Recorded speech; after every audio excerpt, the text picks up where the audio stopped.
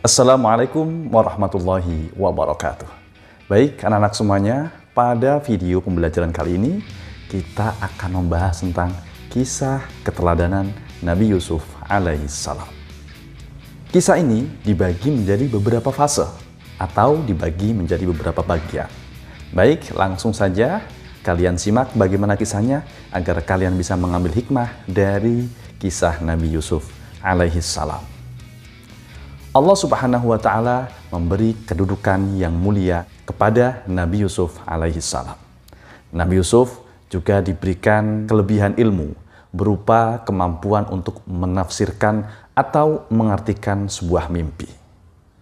Nabi Yusuf alaihissalam adalah putra dari Nabi Yakub. Jadi, Nabi Yusuf juga putra seorang nabi yang bernama Yakub alaihissalam. Nabi Yusuf alaihissalam memiliki saudara kandung yang bernama Bunyamin. Dan juga saudara yang lainnya yang berjumlah 10. Tapi saudara yang lain ini tidak seibu, artinya berbeda ibu. Nabi Yusuf memiliki kedekatan yang sangat dekat sekali dengan ayahnya. Namun, kedekatan Nabi Yusuf dengan ayahnya ini membuat 10 saudara yang tidak seibu tadi cemburu. Apalagi Nabi Yusuf adalah nabi yang diberikan karunia oleh Allah memiliki wajah yang sangat tampan. Nah, suatu hari Nabi Yusuf bermimpi melihat 11 bintang, matahari dan bulan. Semuanya sujud kepada Nabi Yusuf alaihissalam.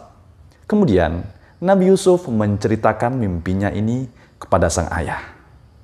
Lalu apa yang dikatakan sang ayah? Nabi Yakub berkata kepada Nabi Yusuf, "Jangan kamu ceritakan mimpimu itu kepada saudara-saudaramu yang lain." Dengan mimpi itu, ayahnya mempunyai firasat bahwa kelak Nabi Yusuf akan mendapatkan kedudukan tinggi di dunia dan akhirat. Ternyata mimpi yang diperoleh oleh Nabi Yusuf bukan sekedar mimpi bunga tidur biasa, tetapi memiliki makna yang tersirat. Mimpi ini memiliki makna bahwa Nabi Yusuf kelak akan mendapatkan derajat yang tinggi. Baik itu derajatnya ketika di dunia maupun derajatnya kelak di akhirat nanti. Itulah fase awal di mana Nabi Yusuf bermimpi. Adapun fase yang kedua adalah Nabi Yusuf alaihissalam diajak bermain oleh saudaranya untuk dicelakai. Berawal dari saudara-saudara Nabi Yusuf yang menghadap kepada ayahnya dan meminta izin agar diizinkan mengajak Nabi Yusuf kecil pergi ke hutan untuk bermain. Namun karena ayah sudah memiliki rasa firasat yang tidak baik, tetapi karena bujuk rayu dari saudaranya ini, akhirnya mau tidak mau ayah Nabi Yusuf mengizinkan Nabi Yusuf untuk diajak bermain ke hutan. Saudara-saudara Nabi Yusuf ingin merencanakan pembunuhan kepada Nabi Yusuf. Saudara-saudara Yusuf hendak merencanakan untuk membunuh Yusuf. Salah satunya kakak Yusuf berpendapat agar jangan membunuh Yusuf, tetapi membuangnya saja ke dalam sumur. Yusuf pun dibawa ke hutan mendekati sumur tempat para penjaga sering mampir mengambil air minum. Mereka pun membuang Yusuf ke dalam sumur. Saudara-saudara Yusuf kemudian pulang dan berkata pada ayah mereka, "Wahai ayah, kami tadi sedang bermain dan berlomba memanah. Lalu kami tinggalkan Yusuf di dekat barang-barang kami. Tiba-tiba dia dimakan serigala. Apakah ayah tidak percaya pada kami?" Mereka menunjukkan bekas baju Yusuf yang berlumuran darah palsu. Sang ayah pun berkata, "Sebenarnya hanya dirimu sendirilah yang memandang baik urusan yang buruk itu. Hanya bersabar adalah yang terbaik bagiku, dan kepada Allah Subhanahu wa Ta'ala saja aku memohon pertolongannya terhadap apa yang kamu ceritakan." Masuk pada bagian ketiga, yaitu diselamatkannya Nabi Yusuf oleh para saudagar. Tidak lama kemudian, ada saudagar yang melewati sumur itu dan mampir untuk mengambil air. Ketika menurunkan timba, Nabi Yusuf alaihissalam berpegang pada timba dan ikut ditarik ke atas. Saudagar itu pun terkejut bukan kepalang, mendapati anak kecil bergelantung di timbanya. Masya Allah, inilah bagaimana cara Allah Subhanahu wa Ta'ala menyelamatkan para kekasih-kekasihnya. Oh, ini ada anak kecil, kata si saudagar. Mari kita bawa dan kita jual sebagai barang dagangan. Sesampainya di pasar, Yusuf pun dijual. Pembelinya adalah penguasa di negeri itu. Sang pembeli meminta kepada istrinya yang bernama Zulaikha agar memperlakukan Yusuf dengan baik.